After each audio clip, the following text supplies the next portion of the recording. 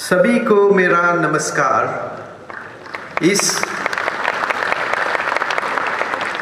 इस हिंदी महासम्मेलन में आप सभी का स्वागत है। मैं हिंदी में बहुत ज़्यादा नहीं बोल सकता हूँ, कुछ बोलने की कोशिश करता हूँ। उनको इस भाषा के प्रति मेरा प्रेम समझना।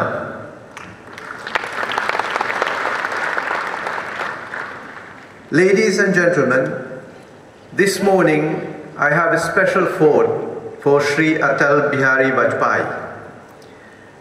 With his passing away, we mourn the loss of a great son of India and a dear friend to Mauritius. Sri Vajpayee will be remembered as a master orator, a global thinker, a Desh-Bhakt and a Desh-Sevak. His love of the Hindi language, his ability to craft words, and the unique manner of address which Sri Vajpayee had stirred passion and instilled hope in millions. As had been rightly pointed out before by the High Commissioner of India to Mauritius, the 11th World Hindi Conference could not be a better tribute to Sri Vajpayee. Mauritius was fortunate to have Sri Atal Bihari Vajpayee as a friend, and this friendship took the relations between our two countries to new heights that significantly contributed to shaping the economic and cultural landscape of Mauritius. He effected numerous visits to Mauritius, and we remember each of these visits, more particularly when he visited us as chief guest in the year 2000 for the celebration of the National Day. Under his prime ministership, India lent strong support to the foundation of the first cyber city in Mauritius. We initiated the first steps towards the negotiations of the Comprehensive Economic Cooperation and Partnership Agreement, as well as the construction of the Swami Vivekananda International Convention Center, where we are now today, the Rabindranath Tagore Institute, and the Indira Gandhi Center for Indian Culture, which he inaugurated. We would like Sri Vajpayee's name and legacy to endure in Mauritius. Ladies and gentlemen, I am honored to inform you that the cyber tower which he contributed to set up in Mauritius will henceforth be named as the Atal Bihari Vajpayee Tower.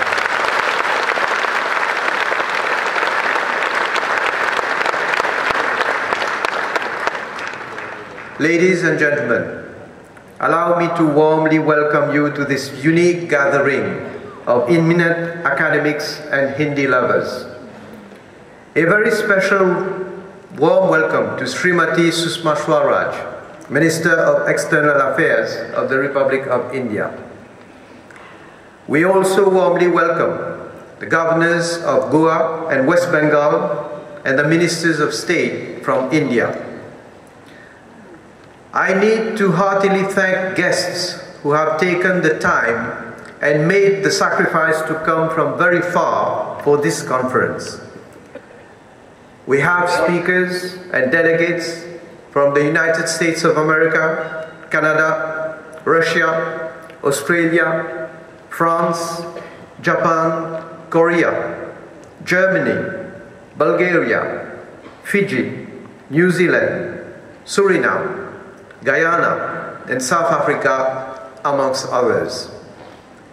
Ladies and gentlemen, we are delighted to have the privilege of hosting the 11th edition of the Vishwa Hindi Sammelan here in Mauritius.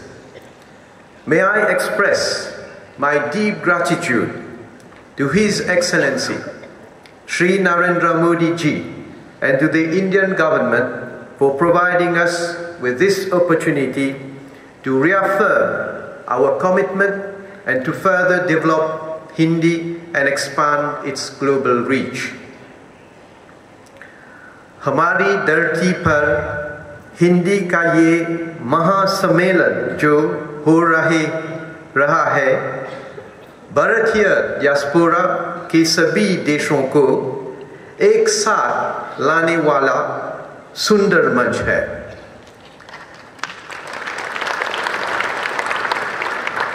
The main theme of this 11th edition of the World Hindi Conference is Hindi Vishwa or Bharatiya Sanskriti. It should therefore be a forum for reflections that will chart the way forward for an effective use of Hindi in preserving and transmitting the great Indian culture.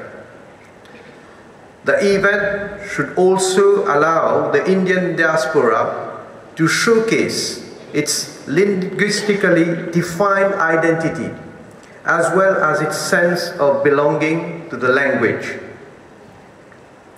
Hindi scholars, writers and laureates coming from all parts of the world will be presenting well-researched papers on the ageless Indian culture or Bharatiya Sanskriti. At the same time, they will be brainstorming to see which policy orientations will need to be adopted to further the cause of Hindi. It is also an opportunity for all of us to strongly support the various movements that are contributing to the evolution of the language and helping people of Indian descent to connect with their cultural heritage. Distinguished guests, the growth and development of Hindi as a full-fledged language has been taking place during the last 1,000 years. And in fact, Hindi, being a direct descendant of Sanskrit, can claim a cultural and literacy heritage that dates back at least 3,000 years. And over the centuries, it has been open to several other languages, and this exposure has helped Hindi evolve into rich composite language. Hindi not only has a rich past, but has a bright future as well. The passion and enthusiasm demonstrated by the large number of Hindi scholars gathered here under this roof is a testimony of faith in the future of the language. Hindi is studied in some 600 universities in 40 countries today. Moreover, it has chalked out its place in the high-tech communication sector. Hindi has its place on the international platform. In India, Hindi is emerging as a universal lingua franca, and a new breed of writers have chosen to write in this language of peace and love. I am convinced that the World Hindi Secretariat, established here and inaugurated by the President of the Republic of India, Shri Ramnath Kovind, in March this year, will add momentum to the promotion of Hindi as an international language. Ladies and gentlemen, one major objective of the World Hindi Secretariat is to make Hindi recognized as an official language at the United Nations. With over 500 million speakers across the world, one can safely say that Hindi is poised to gain official language status at the United Nations. This will no doubt enhance its stature among languages and contribute to a greater use of Hindi. Already, India's growing economy political and cultural importance has significantly enlarged Hindi's global sphere of influence. And earlier this year, Hindi rose to new heights on the snow-clad mountains of Davos when Sri Modi ji delivered his keynote address at the opening session of the World Economic Forum. His speech in Hindi was a source of pride and recognition for the language. His message signaled to the world that one can embrace globalization while remaining culturally rooted. We appreciate that India believes in a multicultural world and a multipolar world order, and at the same time, it maintains its interest in the rich history of poetry and ideas expressed in Hindi. I wish to put on record that for us in Mauritius, Indian languages, and especially Hindi, have been a strong and powerful connector with Indian culture, literature, and values. We cherish this close bonding deep from our heart. And I was pleased to learn that only 2 days ago, Indian filmmaker Kunal Kohli announced in Mumbai that his movie, Ram Yug, which is a big screen adaptation of the great epic Ramayana, will be shot entirely in Mauritius.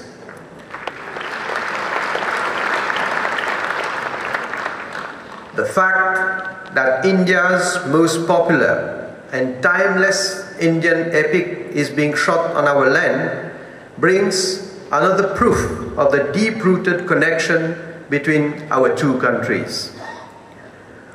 Bharat और Mauritius के बीच में हमेशा एक मजबूत रिश्ते कायम रहे. The first Hindi newspaper published in Mauritius was named Hindustani. It started in 1907 and became a vehicle for the expression of discrimination and prejudice suffered by the indentured laborers brought to Mauritius from British India to toil our lands. There have been sustained efforts over the decades in Mauritius to give Hindi its rightful place.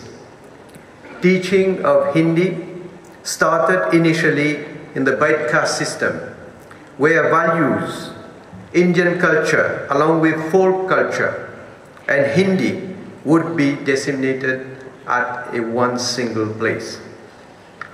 Since 1994, Hindi is taught as a subject in our primary schools on the same footing as English, mathematics, French, and other ancestral languages. And today, Hindi is taught at secondary and tertiary levels as well. Government has set up a Hindi-speaking union to which it is lending unflinching support. The union is playing a pivotal role along with other socio-cultural organizations in the promotion of Hindi across the country. With those words, I wish you all fruitful deliberations and sincerely hope that this conference will have significant global spin-offs that will help unlock the yet untapped potential of Hindi. Thank you. Dhanyavad. Jai Mauritius. Jai Bharat. Jai Hindi.